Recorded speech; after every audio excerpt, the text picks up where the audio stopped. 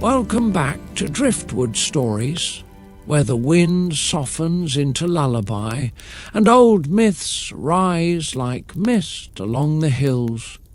Tonight we journey upward, beyond the treetops, past the last shepherd's trail, to the lonely edge of the world where cliffs fall into sea foam and clouds wear the colours of storm.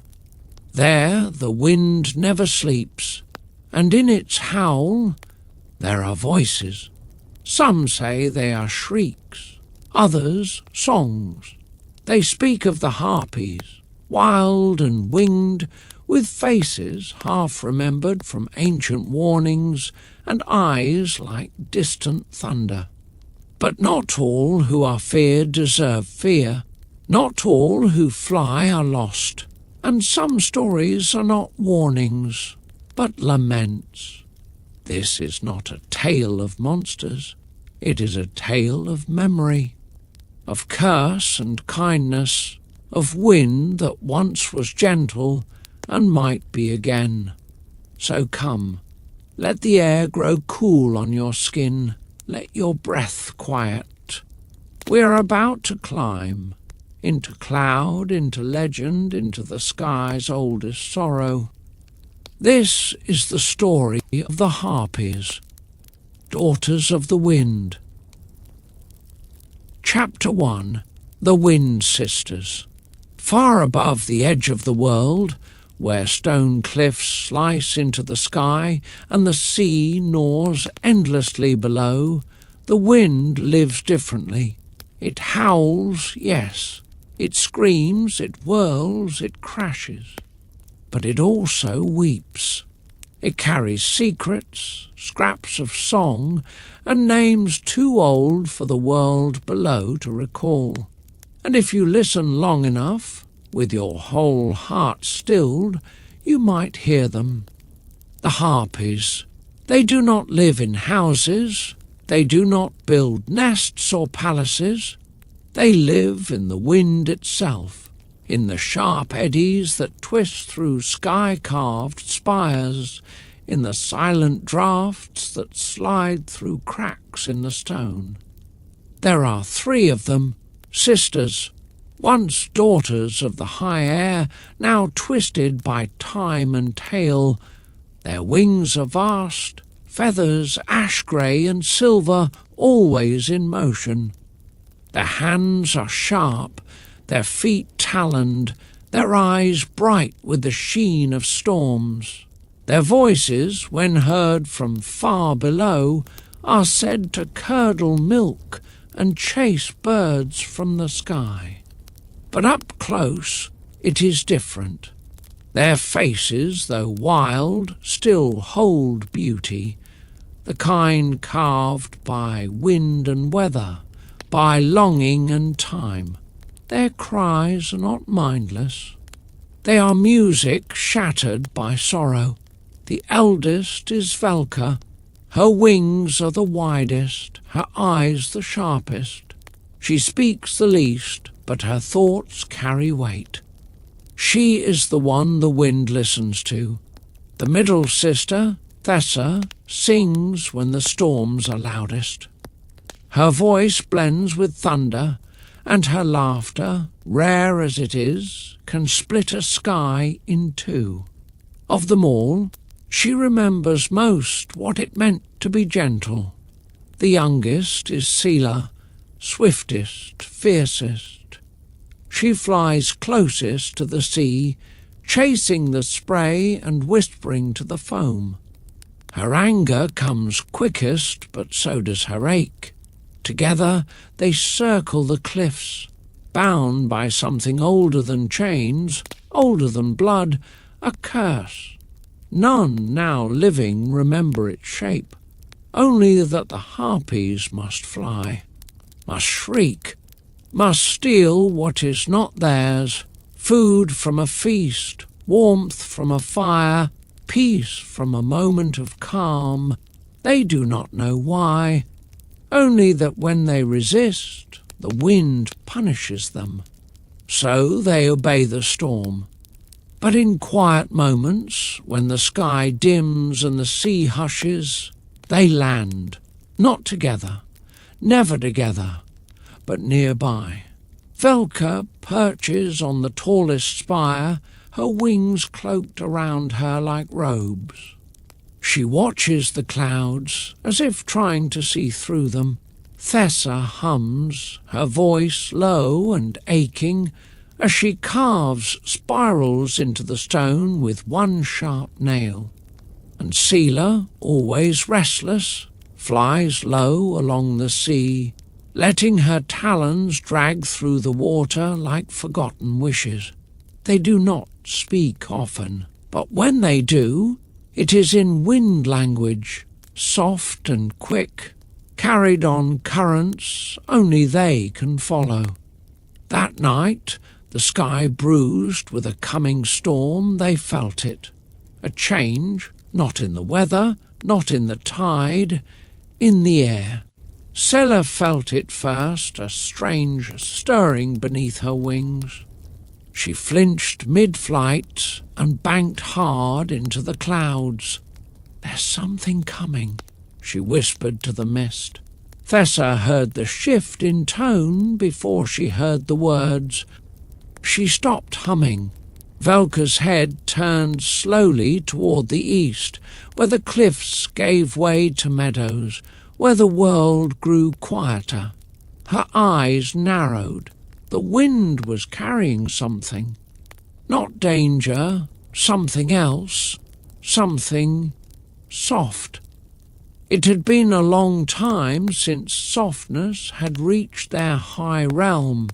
The Harpies did not descend to investigate. They could not. The curse held them close to the sky, but they felt it. The tremor, the ripple, like a breath drawn in the dark. "What is it?" Thessa asked, her voice almost trembling. Velka didn't answer. Instead, she spread her wings. The wind rushed to greet her, wild and hungry, but she held steady.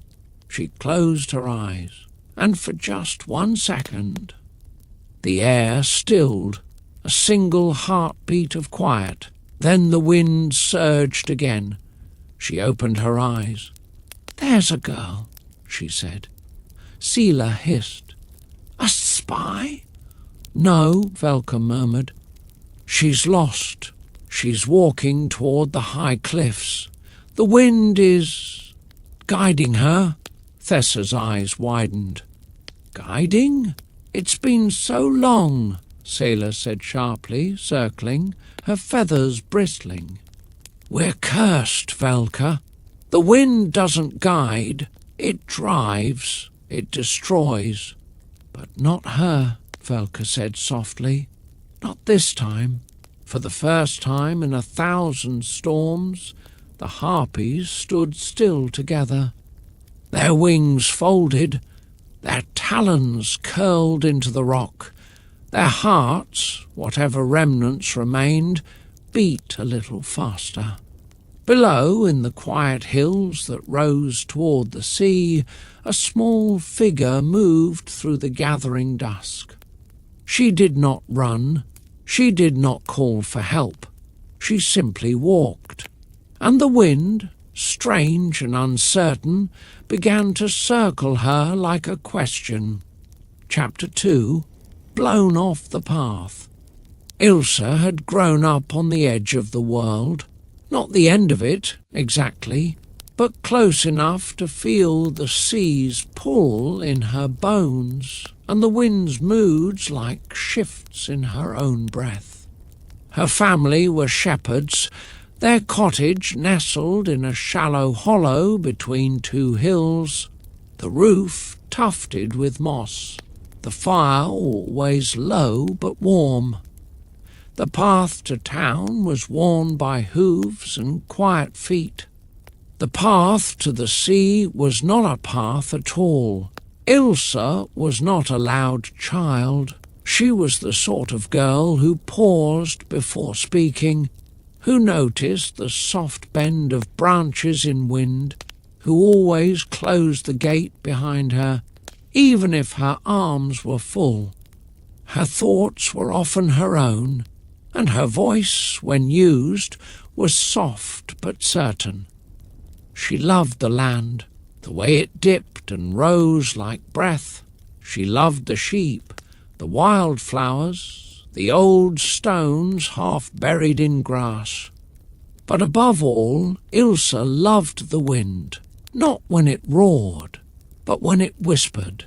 She would lie in the heather with her eyes closed and feel it speak, not in sentences, in suggestion.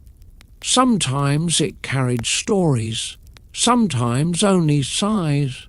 Often it seemed to wrap around her like a lullaby half remembered.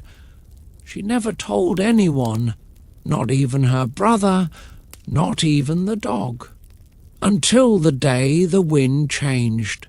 It had begun like any other, a morning filled with bird song and cloud-dappled hills. The sky wore a scarf of soft gold, and the breeze smelled of grass and salt. Ilsa had packed bread and cheese into a cloth and wandered out with the flock, whistling once for the dog to follow. The lower fields were quiet save for bleating. She leaned against a sun-warmed rock, sketching spirals in the dirt with a twig. Time moved slowly, gently. Then the shift. The breeze stiffened, not with cold, not with threat. It curled around her knees, lifted her hair, touched the back of her neck like a breath. She stood puzzled. The sky looked the same, but the wind had gone. Deeper, not louder, not stronger, just more. It seemed to know her. Her hand hovered at her satchel strap, her foot half turned toward home, but the wind curled around her again, not pushing, beckoning. She followed, not far at first, just past the old stone wall, just beyond the fallen tree, then up the slope she rarely climbed to the crest overlooking the moor. And still it beckoned. It did not howl. It breathed. It showed her paths she had never seen, small steps between stone and shadow, cracks in the hillsides like hidden invitations. The sky shifted to violet. By the time she realized how far she'd gone, the flock was gone from view, and her footprints had vanished in grass. Still, she felt no fear, only wonder. She crossed a shallow stream, leapt from rock to rock. The water hummed with silence. Beyond, the ground rose sharply, strewn with scree and wind-worn ledges. Skytooth, the name came unbidden, the forbidden cliffs, the edge where stories frayed and winds howled names. The village spoke of them only in warning, a place for storms, for shadows, for the Harpies. Ilsa paused. The wind circled her once, slow and full of knowing. She climbed. The path was no path, only suggestions of one. A shelf of rock, a slope of grit. Her hands touched stone warm from day and cold from night. The wind no longer led. It walked with her. At last, the summit. And silence, a silence vast and velvet, pierced only by the cry of a gull far below. The sea stretched beneath her, wide and endless, and above they flew. 3 figures, not shadows, not monsters, women and not. Feathers and wind, claw and grace. The Harpies. Ilsa stood frozen, not in fear, in awe. They circled with purpose, not hunting, not lost, watching. One dipped lower, wings like storm clouds, eyes that burned and wept all at once. Ilsa did not run. The harpy hovered.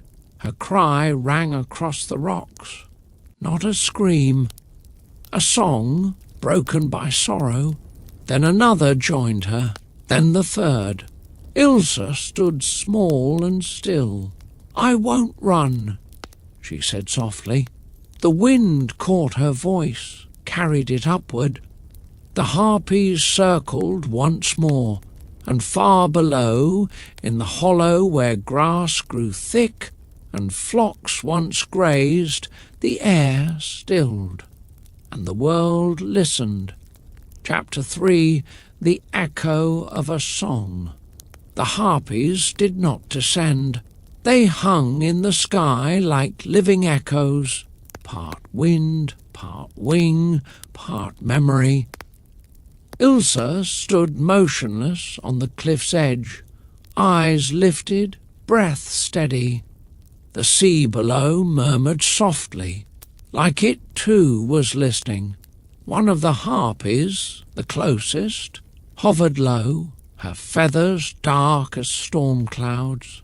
Her face was gaunt and strangely lovely, carved not from cruelty, but from time.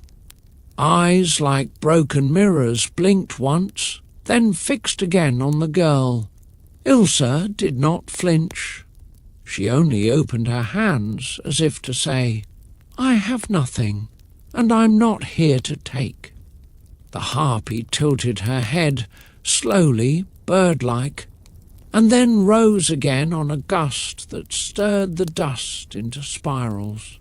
The sisters circled once more, not in menace, but in deliberation. Then, without a cry, they disappeared into the wind, vanishing between jagged spires of stone as though swallowed by the sky itself. Ilsa was alone again, but not truly. The air still carried something, a presence, a question left behind. She did not descend the way she'd come. She wandered higher still, guided not by sight, but by instinct. Her fingers brushed lichen-covered stone, her feet followed the feel of the wind, and then, without warning, the path opened, a narrow pass between two towering rocks that split into a small hollow. The wind stilled. It was a bowl of silence, carved by time, hidden from the world. In the centre stood a standing stone worn smooth. Around it feathers hundreds, grey, silver, black. Scattered like petals after a storm, Ilsa stepped into the hollow. The air shifted, she turned, and there they were. The harpies had returned. They did not attack. They did not cry out. They perched, one on the standing stone, one atop a broken arch, one crouched upon a jut of rock no wider than a hand. Ilsa's breath caught, but again not from fear. It was awe, like meeting a story face to face. "I know who you are," she said softly. The smallest harpy, Sailor, though Ilsa did not yet know her name, hissed, feathers rising. The eldest, Velka, remained utterly still, her gaze unreadable. Thessa, in the middle, tilted her head and spoke, not in words, but in a low sound that rose and fell like wind beneath a door. A note, a tone, a hum. It wasn't threatening, it was curious. Ilsa sat down slowly, cross-legged in the grass. The earth felt cool and the silence felt warm. She closed her eyes for a moment, and then she began to sing, not loudly, not with perfection, just a lullaby her mother had once hummed to calm the sheep. A song made of simple notes and small comforts. It wove gently through the hollow, touching nothing, claiming nothing, just being. When she opened her eyes, the Harpies were watching her, all three, unmoving. Sailor crept forward first, her claws clicking softly on stone. She circled once, sniffed the air, then darted back. Thessa blinked slowly, once, then twice. Velka finally moved. Her wings unfolded, then settled. She opened her mouth, not to cry out, but to echo a sound.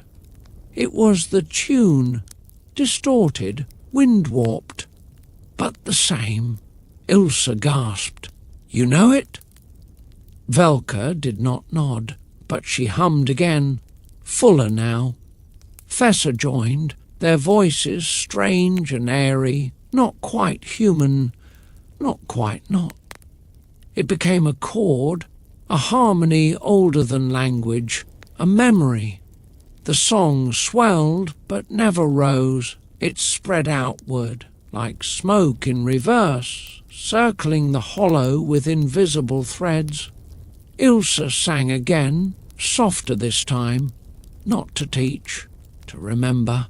The Harpies' voices wove into hers, lifting it into air like a prayer, and then silence, but not the old kind. A silence filled with something new.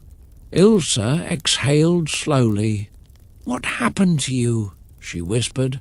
Velka stared, and then, slowly, haltingly, she began to speak. The voice was rough, rasped from disuse, but it was shaped in words.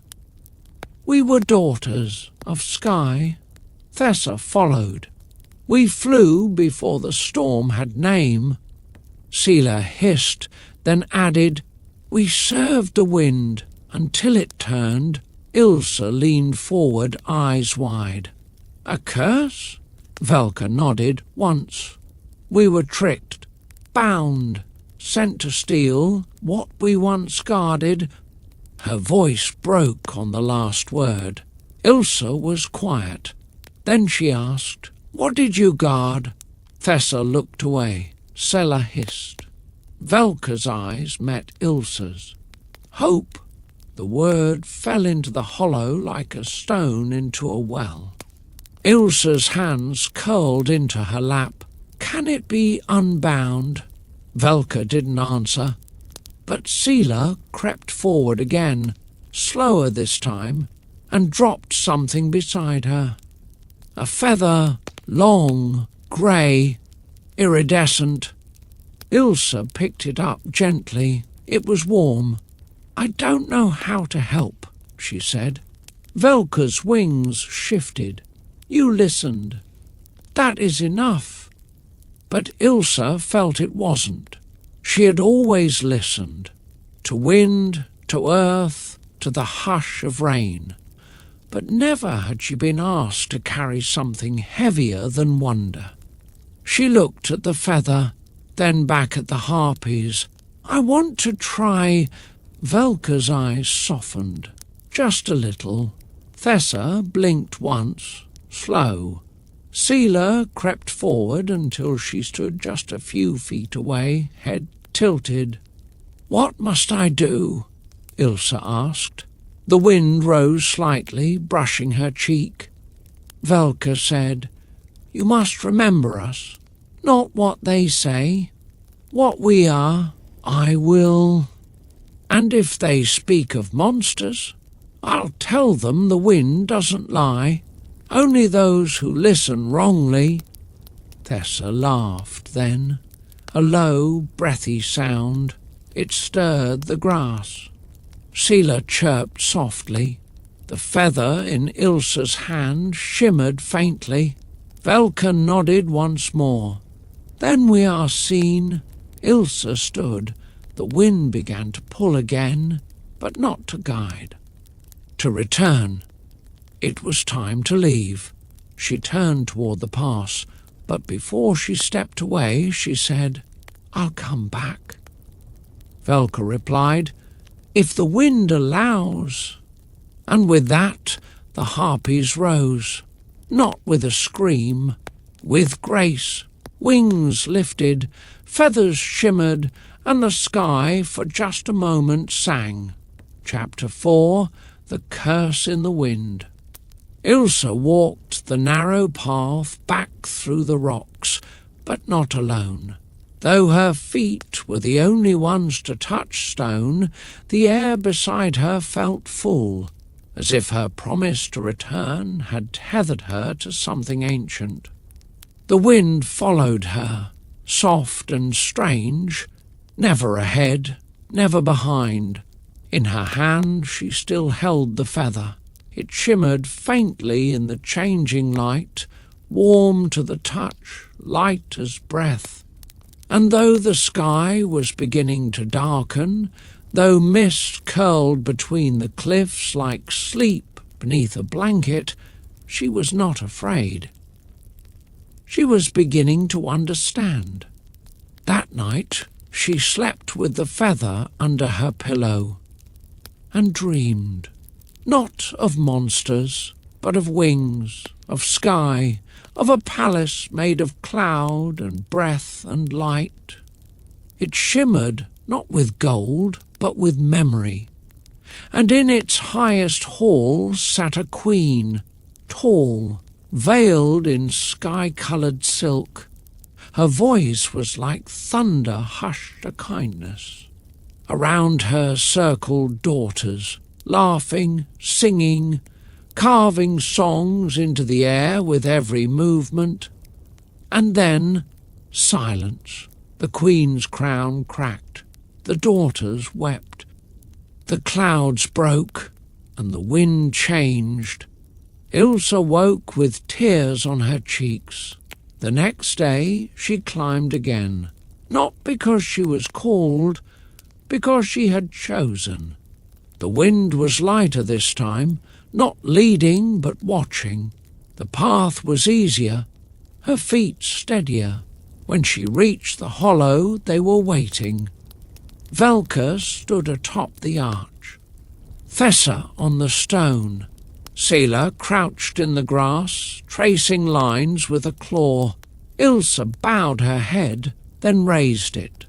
"I dreamed of your past."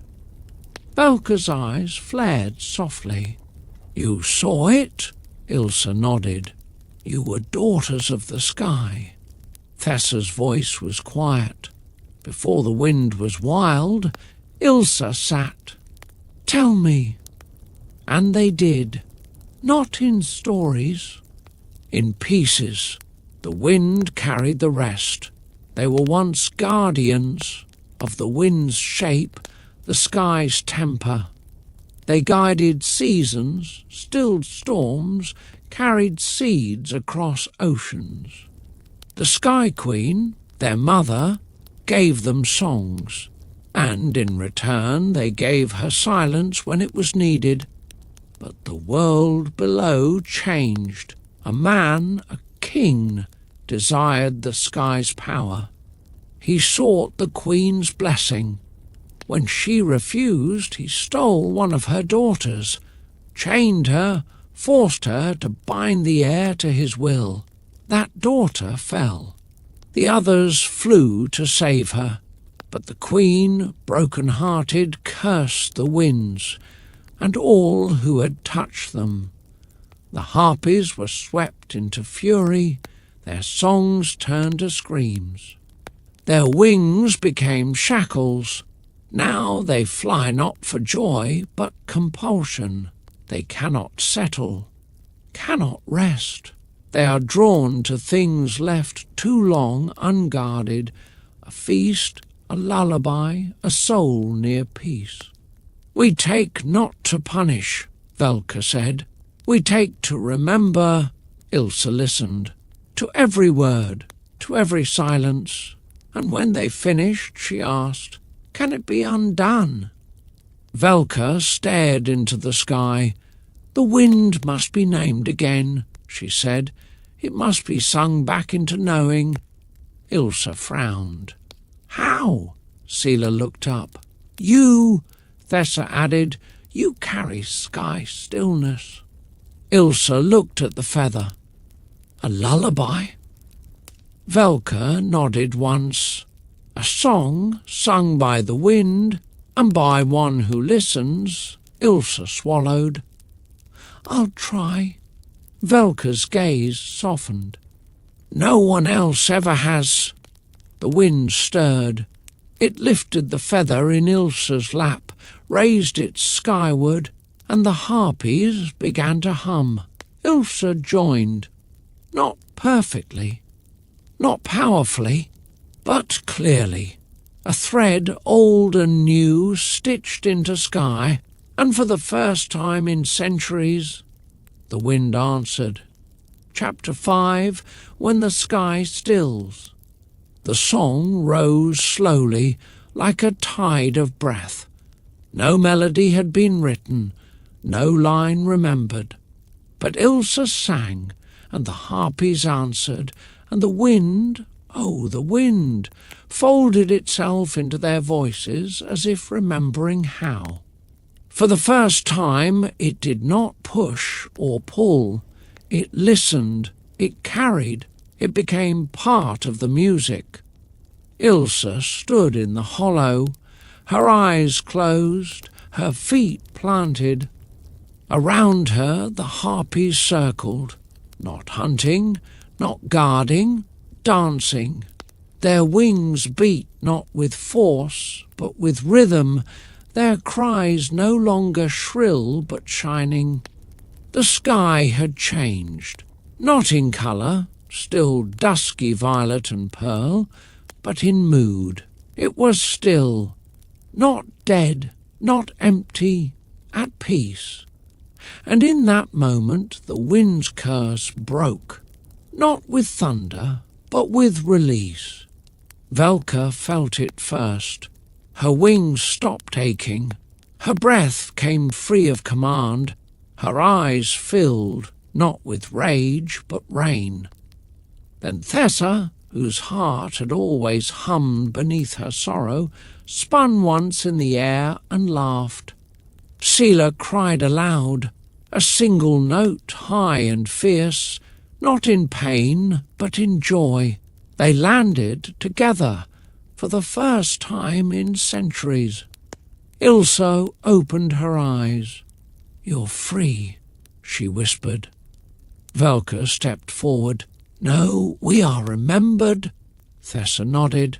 "We are sung."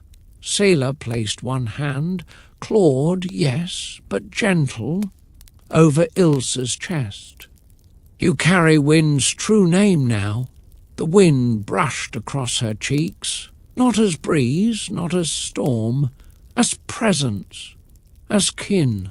Ilsa knelt in the grass. "Will I see you again?" Velka looked to the horizon. "Not as you did." Thessa smiled. "But always, when the wind is kind." Sela plucked one last feather and tucked it behind Ilsa's ear. Then the three turned and flew, no longer bound, no longer cursed. They rose into the sky, not vanishing, becoming part of the wind, part of the world. Ilsa descended the cliffs with silence in her step and song in her soul. She walked not as one who had survived a legend, but as one who had learned its language.